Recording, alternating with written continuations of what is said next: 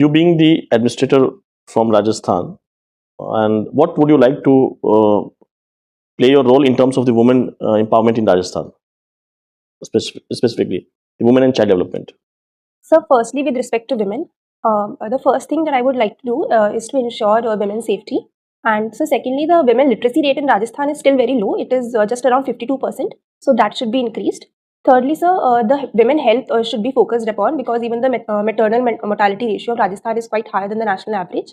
And with respect to child development, sir, again, health has to be a priority. Further, I think the vocational skills have to be imparted to the children from a young age, so that can help. In one of the conversation, you discuss about this, the NJAC, Yes. and we know judges appointed judges in the Indian judicial system through collegium system. Yes. So collegium system has many drawbacks also in terms of the corruptions, in terms of incapability, or in terms of nepotism and all that. Yes, sir. So what if it would have to get replaced? On what ground will you be replacing the NJAC? So the reasons, the grounds. Ah. So the first reason that can be put forward is the lack of transparency in appointments, because in a democracy, transparency occupies the highest place. Second reason could be, sir, sometimes it is alleged, it's just an allegation that there is favoritism and nepotism in the judiciary. Then that could be another ground to remove NJAC. Thirdly, sir, it can be said that since the judiciary right now it is considered as the least accountable and the most elitist institution, then that image of the judiciary can be changed with the reform in appointments. Okay. Hi. Hello. Since you're from Jaipur, can you tell me about the Jaipur Prajamandal movement? Ma'am, the Jaipur Prajamandal movement, it was a part of the independence struggle that started in the princely states of Rajasthan, and it started in the 1930s, and it had several local leaders, and also later it went on to have influence at the national level at the Congress sessions as well. Okay. So since you're interested in national and international events, you've also participated in emoluments. What has Trump threatened to do to Canada on the 1st of Feb? Ma'am, as far as I'm able to recall, I think it's about the tariffs. Yes, it is about the tariffs. It's 25% tariffs on Yes, sir. Canadian imports. Okay. You're also very fond of calligraphy? Yes. Can you tell me which was Akbar's favorite style of calligraphy? Ma'am, it was Nastaliq. What is Nastaliq? Ma'am, it's a Persian style of calligraphy in which the letters are written in a flowing style. Long horizontal Yes. strokes. Yes. So recently there was in the news that we've come to the conclusion that Britain's loot from India is about $45 trillion. But that number has changed. Can you tell me something about it? Ma'am, I'm sorry, I'm not aware of the change of the number. It's 64 trillion now. Okay. All right. So you recently heard that Hindenburg has closed its operations, Yes. and the Adani Group is really happy about it. Why do you think the Adani Group is so happy? What is the impact that Hindenburg Group is going to have on the Indian stock market? Ma'am, the Hindenburg Group had earlier raised some allegations of the Adani Group for stock manipulation and also for unfair practices in the stock market. That led to a crash or a fall in the stock market of India. And as the firm announced its closure, then the stocks of the Adani Group they rose up drastically, and also it had an impact on the Indian stock market. The Sensex also rose several points. Yes. Since you like reading on political affairs, right? National, international. Recently, Israel and Palestine, Gaza, they've signed a truce. It took them around 15 months to do so. What could you have done differently if you were representing Israel in the MUN to come to this conclusion at a much sooner level? Ma'am, if would I have been at the UN as a delegate or as an envoy of the UN itself, then ma'am, I think the pace at which the negotiations should have proceeded, and also the groundwork should have been done more rather than sitting in the rooms. Rather, groundwork should have been done. So I think that would have helped in arriving at this deal much before the time. Okay. What else? Can you tell me about some concrete steps which Israel would have listened to, or which Hamas or Palestine would have listened to? Ma'am, release of the hostages should have been given the priority, so that it would have led to ease in tensions in Israel also. Also, ma'am, there should have been a consensus that the war should not take such dimensions that the civilian population is just wiped out. So that would have also led to a decline in the hostilities which people hold in their hearts. And by Aviral and Nirmal in this context, these are the two indicator goals. Sorry, sir, I'm not. Aviral water and Nirmal water.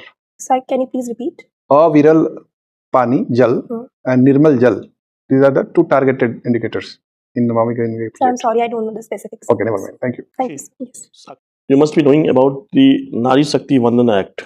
Yes. Tell us something about that. So this act, which is also the constitutional, which is also got a constitutional amendment, it seeks to reserve seats for women in the Lok Sabha, and that is going to be implemented after the delimitation is done. and it is for a duration of 10 years, and after that it will be decided whether to continue it or not. Also, there will be rotation of seats that will be done. So this demand is since last 45 years, I hope so, and just announced few months back itself. What would it, if it would have been announced some 10 years back, then what would have been the role of the woman in the administration and the politics?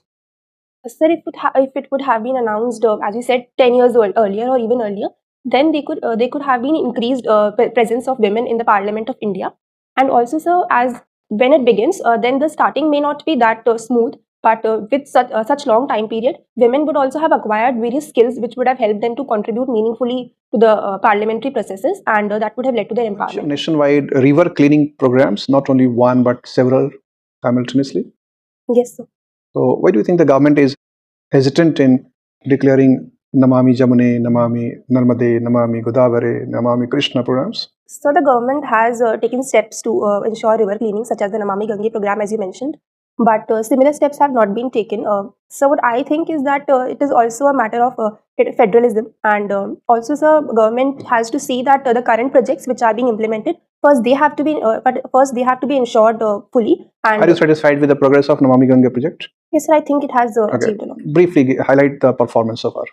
So the pollution indicators they have gone down, and the health of the river has improved, as is also shown by the increasing number of the river dolphins in the Ganga river. So that shows that the river is cleaner.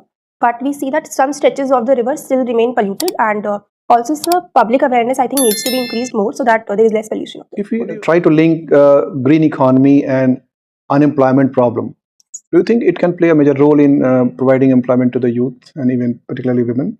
So if green economy is to be linked with the environment, then it can open up some more avenues of development, such as afforestation. Some volunteers can be recruited for that, and women can play a role in that.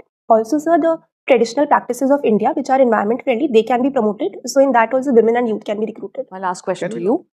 Can you tell me about the Indian-Russian oil deal? And as far as I'm aware of it, India and Russia have a deal that Russia is going to increase the supply of oil to India at a concession price, and that I think. Oh, no, thank you. Actually, you must be aware that writs are a powerful constitutional remedy available to individuals in our country.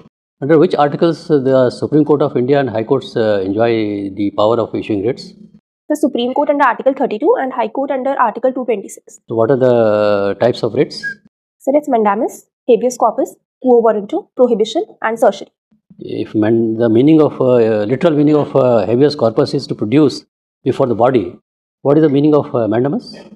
The mandamus is to command. To command, and that of prohibition The prohibition is to prohibit the lower court from it. and certiorari. So certiorari, I think it is to not exceed the jurisdiction. So, what is the subtle difference between prohibition and certiorari? So prohibition is to prevent the court from taking up a case, whereas certiorari it is given when the court already has the case, and the higher court can transfer it to itself or suggest the lower court to not exceed its jurisdiction in that. Okay, thank you very much, Sakshi. It was nice interacting with you. The interview is over. You may go now. Thank you. Thank you. Thank you, sir.